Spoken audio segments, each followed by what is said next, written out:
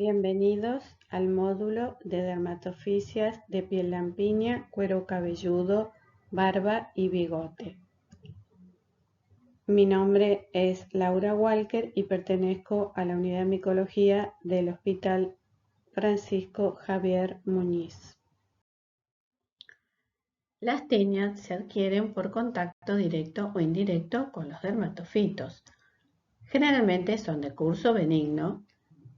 Hay una serie de factores predisponentes, entre los cuales podemos mencionar los traumatismos, la costumbre de no secarse bien, enfermedades que tienen compromiso de la inmunidad, el clima, la humedad, el uso de ropas sintéticas, de calzado de seguridad.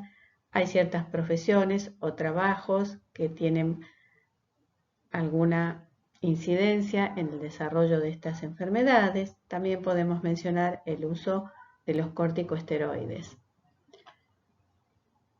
Hay individuos que presentan predisposición a padecer este tipo de enfermedades y otros que tienen resistencia natural.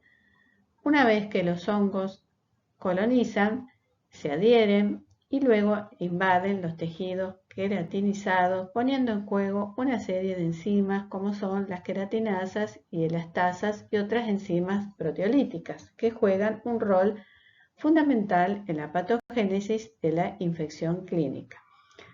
El huésped se defiende con otros factores, por ejemplo, la presencia de ácidos grasos y el pH. Las tiñas de piel lampiña, entonces, son aquellas cuya afección corresponde a la piel glabra o lisa de las extremidades, el tronco, el cuello y la cara, incluido algún pelo terminal. Entre ellas tenemos la tiña de cara, la tiña de cuerpo, la tiña de ingle, la tiña de manos y la tiña de pies. La tiña de cara o tiña fácil es una tiña que, dada la variabilidad del aspecto de las lesiones, suele confundirse con otras patologías. Afecta a personas de cualquier sexo y edad. Los agentes causales más comunes son Trichofitum rubrum, Trichofitum mentagrophytes, Trichofitum tonsuram, Microsporum canis, entre otros. La infección se adquiere por el contacto con animales infectados o por autoinoculación desde otro foco. Estas lesiones de aspecto variable, ya sea eritematoescamosas, papulares o vesiculosas, pueden estar presentes en el mentón, en la frente, en la zona periorbitaria, en la zona retroauricular, en la nariz. Y como diagnóstico diferencial se mencionan a la dermatitis seborreica, dermatitis alérgica, fotodermatosis, lupus eritematoso, rosácea y lesiones que corresponden al periodo secundario de la sífilis. En este diapositivo vemos entonces algunas de las lesiones que se pueden presentar. Más escamosas, más grandes, más vesiculosas y eritematosas. En este caso observamos lesiones en pacientes pediátricos. Hay algunas lesiones que son más grandes, en menor cantidad y son de origen tricofítico. En cambio, las lesiones microspóricas son múltiples, bien delimitadas, más eritematosas y pequeñas. Las lesiones que se observan muchas veces en el mentón de pacientes pediátricos corresponden al aislamiento de Trichofitum mentagrophytes. En esta diapositiva observamos lesiones en pacientes adultos. Algunas son con borde más eritematosos, otras con aspecto más difuso. Estas lesiones son de tipo tricofítica, más frecuentes en adultos. Estas placas pueden ser únicas y más extensas. En esta otra diapositiva observamos uno de los diagnósticos diferenciales más comunes. Es una paciente con rosácea que concurre a la consulta para toma de muestra. Esta paciente, aparte de rosácea, tiene lesiones impetiganizadas y en el examen directo que correspondió al estudio micológico, se observaron abundantes de Mode folliculorum. En esta diapositiva tenemos algunas pacientes mujeres que han sido tratadas previamente con corticosteroides de tipo tópico, originando las llamadas tinias incógnita de cara. En el caso de la imagen del lado izquierdo, la paciente tenía una granja y cuando concurrió a la consulta tenía esta lesión con un mes de tratamiento con dichos corticoides, para los cuales se procedió a la suspensión por una semana de dicha medicación. Cuando se toma la muestra con cureta de Brock, se observa al microscopio abundantes elementos micóticos y la presencia de abundantes Mode folliculorum. El agente etiológico en este caso fue Trichophytum mentagrophytes. Respecto a la tinia de cuerpo, esta afecta la piel lamínea del tórax, el abdomen, brazos y piernas. Los agentes etiológicos son los mismos que en el caso de la tinia de cara. Hay otros agentes menos frecuentes como Trichophytum verrucosum y Epidermophytum flocosum. La afección es en pacientes de todas edades. Esta tinia aparte puede presentarse con tinia de cuero cabelludo o con tinia de cara. La tinia del cuerpo o tinia corporis presenta una lesión típica llamada herpes circinado que vemos en las imágenes de abajo. Esta placa circular que tiene bordes elevados es eritematosa y tiene curación en la parte central. Las lesiones de la tinia corporis pueden ser únicas o múltiples. Las que son más grandes pueden a veces dar confluencia, otras se presentan en gran cantidad y son pequeñas. Cuando las lesiones se presentan en los pliegues abdominales, axilares y submamarios, el crecimiento sigue la línea del pliegue. También existen lesiones más extensas en el caso del uso de corticosteroides, enfermedades que comprometen la inmunidad, diabetes. Hay variantes clínicas dentro de la tinia de cuerpo. Es el caso de la tinia del glaneador, la tinia imbricata, la tinia incógnita y el granuloma de Mahochi.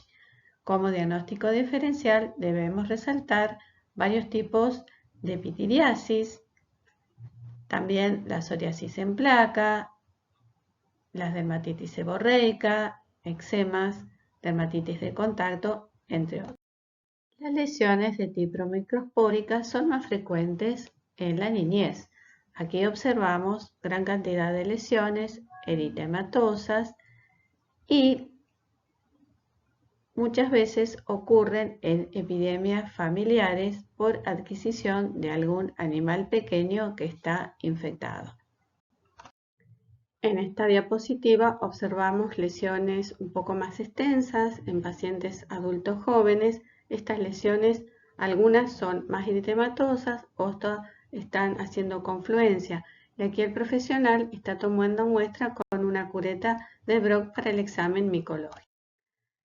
Las lesiones de origen tricofítico son generalmente observadas en la población adulta. En la imagen de la derecha observamos lesiones en piernas, corresponden a un paciente que aparte tiene tinea pedis. La imagen central corresponde a una paciente con VIH-Sida y el agente etiológico aislado es Trichophytum rubrum. La imagen de la izquierda corresponde al aislamiento de Trichophytum tonsuram en un paciente pediátrico. En esta diapositiva observamos tinias extensas. La imagen superior corresponde a una paciente con diabetes. Las imágenes de abajo corresponden a una paciente con VIH y SIDA. Estas lesiones extensas tienen menos bordes y menos eritema, pero en el examen directo al microscopio se observa gran cantidad de elementos micóticos. El agente etiológico en ambos casos es Trichophytum rubrum.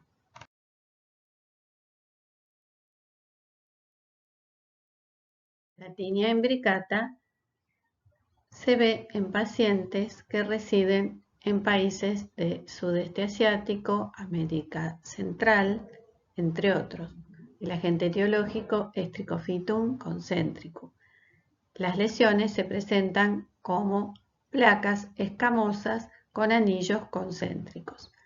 La tinea de gladiador se observa en pacientes que practican lucha libre. A través del contacto estrecho y los microtraumatismos se da la diseminación de hongos de tipo antropófilo.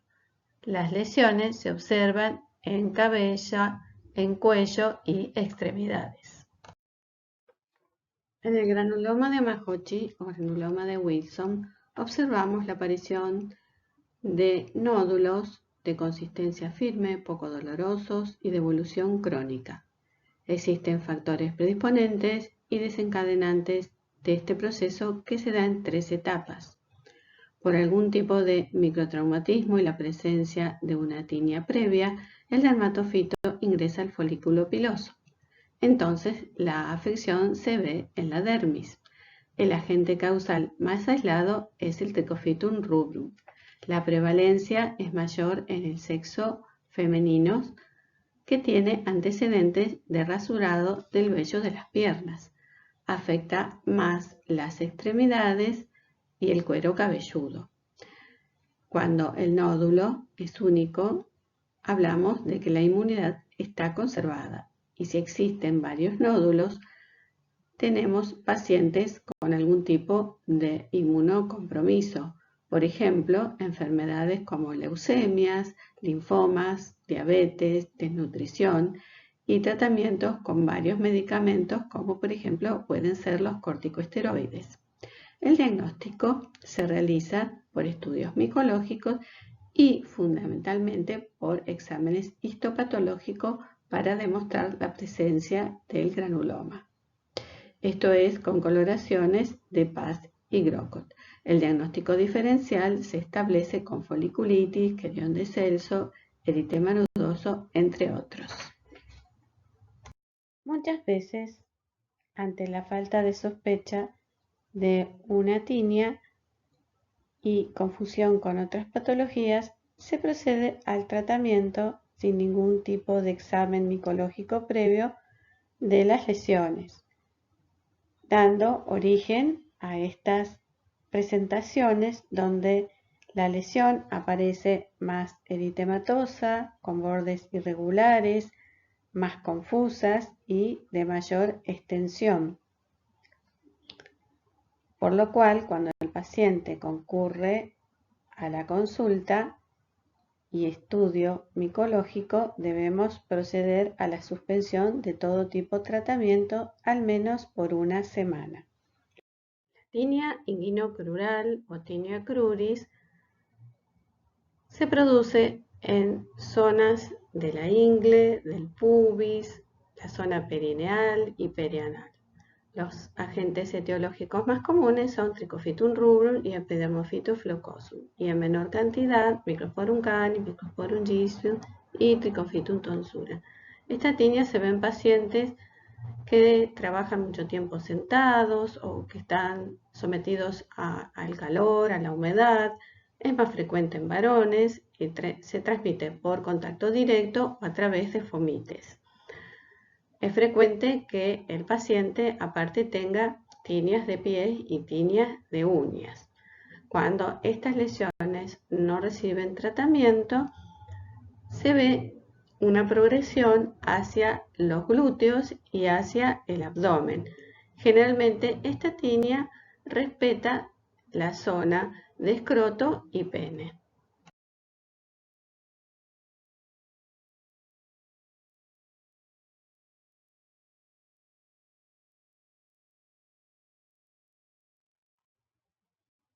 En esta diapositiva observamos lesiones poco comunes en tinea de ingle. Se trata de un paciente con VIH y SIDA. Sus lesiones tienen aspecto psoriasiforme, con costras amarillentas. También hay algo para resaltar que está afectando bolsas escrotales y pene. El agente causal en este caso fue Microsporum gypsum. La tinea de mano es aquella dermatofisia que se presenta principalmente en las zonas de las palmas, de los surcos, en la zona interdigital y menos en los dorsos. Como agentes etiológicos mencionamos a especies del género Trichophytum y en algunos casos Epidermophytum. Hay algunas lesiones más inflamatorias producidas por especies geófilas y zoófilas y como factores predisponentes tenemos la hiperhidrosis y en muchos casos también se da junto a la tinea de pies. La tinea de manos o tinea manum entonces presenta las mismas tres formas clínicas que presenta la tinea de pies: la hiperkeratósica, la vesiculosa y la intertigrinosa. La más común es la forma hiperkeratósica. Puede afectar ambas manos o una sola. Generalmente afecta a una sola, en un 75%. Se puede acompañar por tinea pedis y es más frecuente en adultos.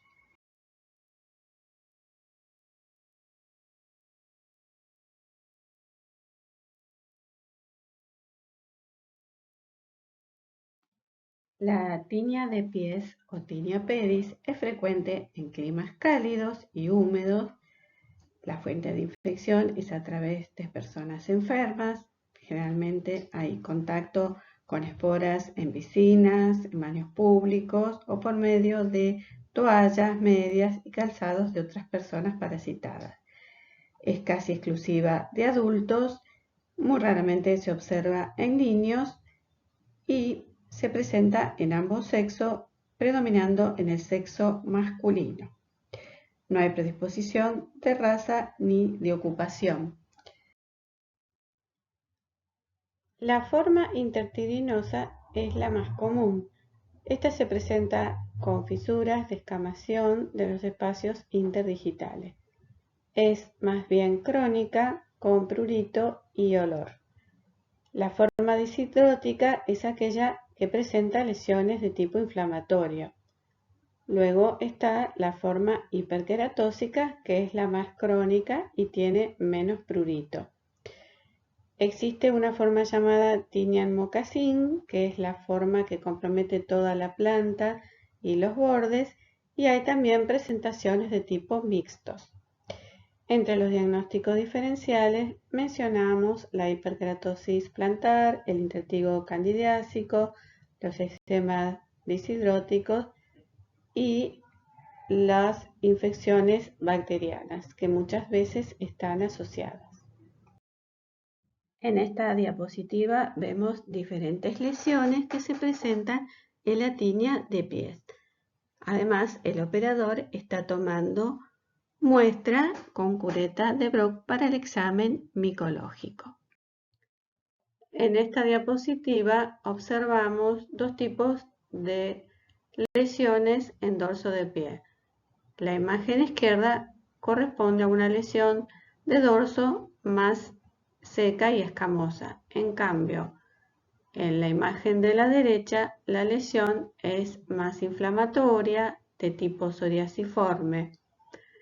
Esta lesión corresponde al paciente que veíamos anteriormente, que tenía una tinea de ingle por Microsporum gypsum, y también este paciente tenía lesiones en uñas de pies.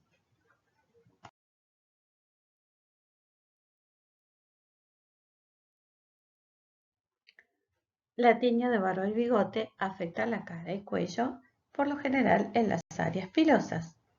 Los agentes causales son especies de los géneros Trichophytum y Microsporum. Esta micosis no es tan común, es propia de hombres adultos y que tienen contacto con el medio rural.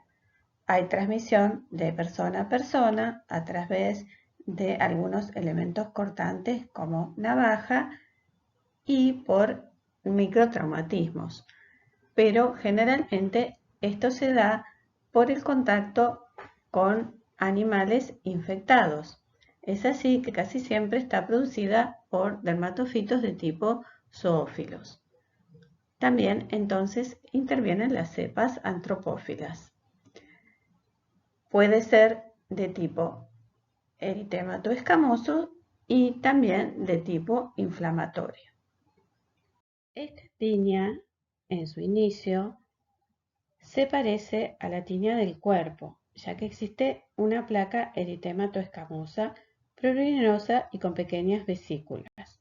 Luego se produce el ataque de los pelos, dando una zona de pseudoalopecia con pelos cortos y quebradizos. La mayoría de las veces el proceso continúa hasta dar un cuadro inflamatorio con abundantes pústulas y abscesos, de donde drena un exudado purulento. Generalmente el cuadro se asocia con impétigo bacteriano y puede haber presencia de adenopatías satélites y retroauriculares. El proceso inflamatorio generalmente se produce con dermatofitos zoófilos como Trichophytum mentagrophite, Microsporum canis y Trichophytum verrucoso. El cuadro superficial o no inflamatorio generalmente se da con los hongos antropófilos como Trichophytum rubrum.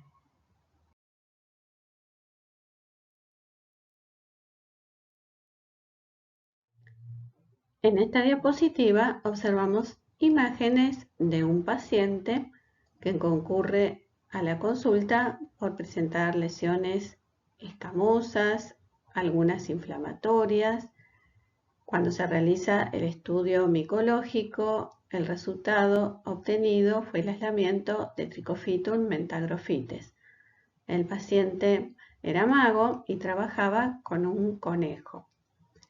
Este paciente fue tratado con itraconazol y tuvo una evolución favorable. Las imágenes corresponden al periodo en tratamiento. La tiña de cabeza o tiña capitis es casi exclusiva de niños. Su frecuencia es de un 97%. Hay ciertos factores que contribuyen a ello: el pH, el depósito de ácidos grasos y ciertas condiciones que cambian en la pubertad, donde las glándulas sebáceas por estímulos hormonales producen cambios.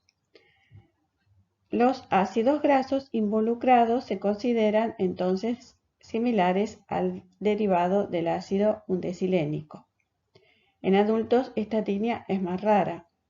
La frecuencia es del 1 al 3% y se ven en pacientes debilitados, mujeres menopáusicas, ancianas y en otros pacientes con inmunodepresión grave, como puede ser leucemia y ciertos linfomas. No hay diferencia de sexo y tampoco existe preferencias de raza o de ocupación. Es esencial encontrar la fuente de infección.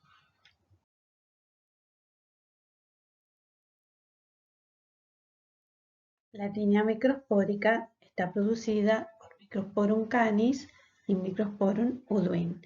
Consiste en una o dos placas escamosas, grisáceas, que contienen en su interior pelos rotos. La inflamación es mínima y hay fluorescencia de color verdosa con uso de lámpara de Wood.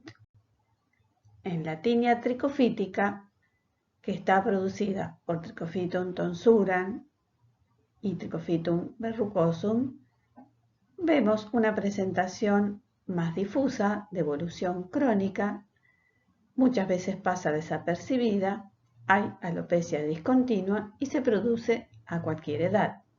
La fluorescencia es negativa con lámpara de Wood.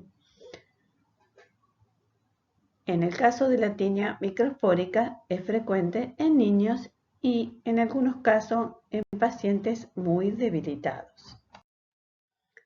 En esta diapositiva observamos placas de tiñas microspóricas. Se ven entonces que son escamosas, las lesiones pueden ser grandes, únicas o más pequeñas en escasa cantidad. La toma de muestras se realiza con pinzas, con cureta de Brock. Se obtienen escamas y pelos rotos que se destinan a examen directo y cultivo. Como ustedes pueden observar, en el caso de la tiña microspórica, la presentación corresponde al tipo Ectoendotrix y se ve claramente cómo la vaina de esporas envuelve al pelo. En esta diapositiva observamos lesiones en tiñas tricofíticas. Vemos cómo la presentación es de tipo más difuso. Aquí coexisten pelos sanos con pelos rotos y cuando observamos el pelo al microscopio vamos a ver la disposición interna de los esporos. No siempre la observación al microscopio es tan clara. Tampoco la presentación de las lesiones, ya que muchas veces existen tratamientos tópicos previos. La tiña fábica es producida por el Trichophytum en John Laney. Se observa en países de Europa, de África y de Asia. La infección se produce en la infancia y puede persistir hasta la etapa adulta. Puede pasar desapercibida y las lesiones se observan en cuero cabelludo y otras partes del cuerpo. La lesión típica es una costra de tipo terroso centrada por un pelo con olor a ratón. Estas lesiones se llaman escudetes o godete fábico. Si no existe tratamiento, la alopecia es definitiva. En el querión de Celso observamos que este empieza como una tiña no inflamatoria, luego aparecen lesiones tumorales, con pústulas, nódulos, abscesos, dolor a la presión, fiebre, puede haber presencia de anapatías regionales y malestar general. El tratamiento se debe iniciar cuanto antes. En la diapositiva observamos dentro del pelo las esporas acompañadas por burbujas de aire y las lesiones tipo costrosas que se observan en la tiña fábica. En esta diapositiva observamos en el lado izquierdo un paciente pediátrico con querión de Celso y la imagen del lado derecho corresponde a un querión de Celso en un adulto que ha sido tratado con terbinafina e itraconazol. Este paciente era profesional de lucha libre y aparte había tenido tiña de cuerpo. Respecto a los pseudomicetomas, el origen no es exógeno. Es consecuencia de una tiña crónica. La mayoría de las lesiones se observan en cabeza y en pacientes inmunosuprimidos. El comportamiento es como el micetoma de granos blancos. El diagnóstico se realiza por examen micológico y fundamentalmente por biopsia. Los agentes causales son Trichophytum rubrum, Trichophytum tonsuram, Microsporum canis, entre otros. El diagnóstico diferencial del pseudomicetoma se establece con psoriasis, piodermas, dermatitis seborreica y líquen plano, entre otros. En esta diapositiva observamos el caso de una paciente de 18 años que concurre al servicio. Esta paciente tenía antecedentes de tiña de cuero cabelludo en la niñez producida por Microsporum canis. Para confirmar el diagnóstico de tiñas o dermatofisias y establecer un correcto tratamiento, debemos realizar en lo posible exámenes micológicos respetando las condiciones de toma de muestra y cultivo. Es muy importante poder obtener datos sobre aspectos clínicos del paciente y sus antecedentes epidemiológicos. Y tener en cuenta, además, que contar con un laboratorio de referencia nos va a ayudar para el caso en que necesitamos derivar muestras o cepas y realizar consulta. Desde ya les agradezco su atención.